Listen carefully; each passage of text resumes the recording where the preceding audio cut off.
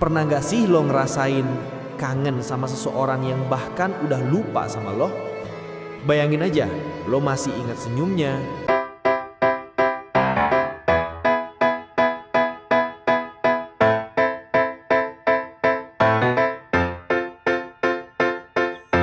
Mau tanjok rasanya. Du du du du du du du du du du du. Bangun tidurku terus mandi, tapi mandi malas sekali. Du du du, dingin banget. Du du du du. Dingin banget cuy. Untung gua cakep, jadi sekamuka aja tetap kelihatan kalau udah mandi. Nah, enak kan? Kak Peot ngajak teman-temannya juga kan? Kak Kona, Dot, dan Robi. Sekalian juga itu, ajak juga Bang Topannya. Kan seru tuh kalau rame-rame. Iya sih seru, tapi nggak tahu juga gua kemarin Kapeot bilang mau ajak temennya, tapi belum fix juga jadi. suaranya, cara dia ketawa, tapi dia bahkan gak tahu sama sekali siapa lo. Rasanya kayak ibarat hantu di kenangan sendiri. Nah, itulah yang dialamin Dot. Cowok yang tetap setia nunggu meskipun orang yang ditunggu udah lupa semuanya. Lupa nama dia, lupa momen-momen mereka, bahkan lupa perasaan yang pernah ada. Tapi cinta yang tulus itu gak pernah mati. Dia cuma berubah bentuk. Jadi doa, jadi harapan kecil, dan kadang jadi air mata yang jatuh tengah malam tanpa alasan. Dan tahu nggak, cerita ini benar-benar terjadi.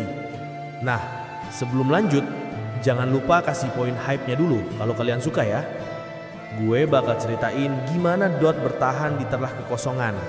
Gimana Gea perlahan mulai ngerasain sesuatu yang familiar tapi nggak bisa dia jelasin. Dan gimana takdir itu kadang butuh waktu lama, tapi nggak pernah salah jalan. Tapi sebelum lanjut, kalau lo pernah ngerasain ditinggal sama orang yang lo sayang, atau lo lagi nunggu seseorang yang mungkin gak bakal balik, gue butuh lo pencet like sekarang. Karena cerita ini buat lo semua yang masih percaya sama sesuatu yang namanya penantian.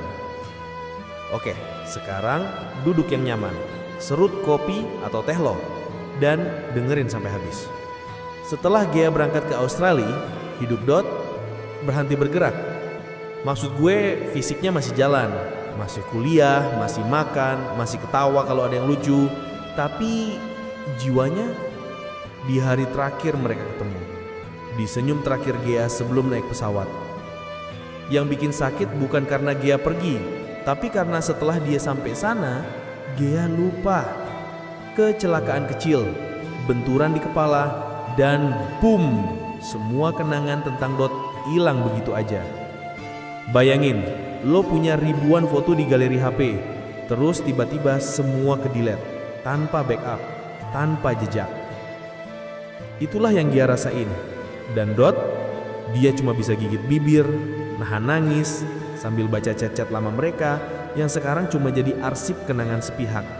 Di sisi dunia lain, Gea mulai hidup baru. Australia, kampus baru, teman baru, semuanya lancar. Tapi ada yang aneh.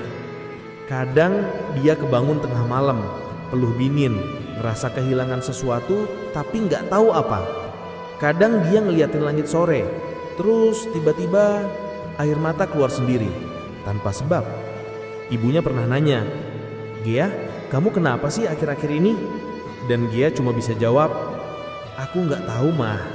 Rasanya kayak aku lupa sesuatu yang penting." Yang lebih ngeri lagi, dia mulai sering mimpi. Mimpi tentang cowok berbaju hoodie hitam. Senyumnya lembut, matanya teduh, tapi wajahnya samar. Setiap kali Gea coba ingat lebih jelas, bayangannya kabur, kayak video yang buffering terus. Dan tiap bangun, dia ngerasa rindu sama orang yang bahkan dia nggak kenal. Sementara itu Dot, dia masih di Jakarta, masih di tempat yang sama. Kamarnya penuh buku, meja kerjanya rapi, tapi ada satu sudut kecil yang nggak pernah dia sentuh, bingkai foto dia sama Gea. Setiap malam sebelum tidur, Dot selalu nulis di buku catatannya, "Kalau suatu hari kamu kembali mengingatku, aku masih di tempat yang sama, menunggu tanpa suara." Dia nggak pernah chat Gia lagi, nggak pernah DM, nggak pernah ganggu, karena dia tahu Gia udah lupa dan maksa dia ingat itu cuma bakal bikin semuanya lebih sakit. Tapi dia berdoa tiap malam, doa yang simple. Ya Allah, kalau dia emang buat aku, balikin dia dengan caramu. Kalau enggak, kuatin aku buat ikhlas. Dan lo tahu yang bikin sedih? Dot nggak pernah marah, nggak pernah nyalahin Gia.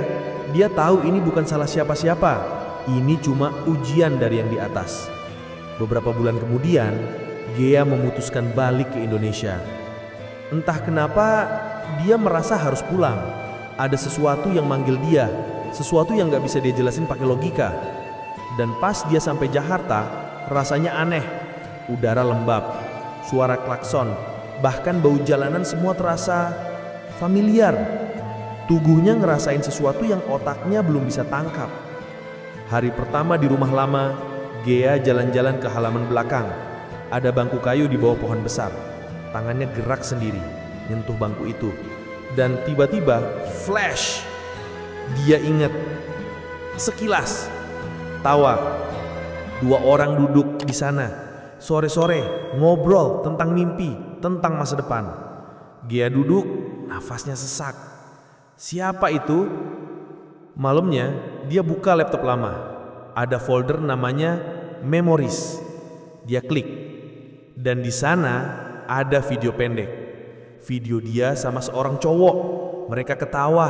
Cowok itu pakai hoodie hitam. Senyumnya persis kayak yang dimimpinya. Air mata Gia jatuh. Dot. Nama itu keluar begitu aja dari mulutnya. Kayak udah lama tersimpan di dalam hati. Gia langsung buka Instagram, cari nama Dot. Dan ketemu.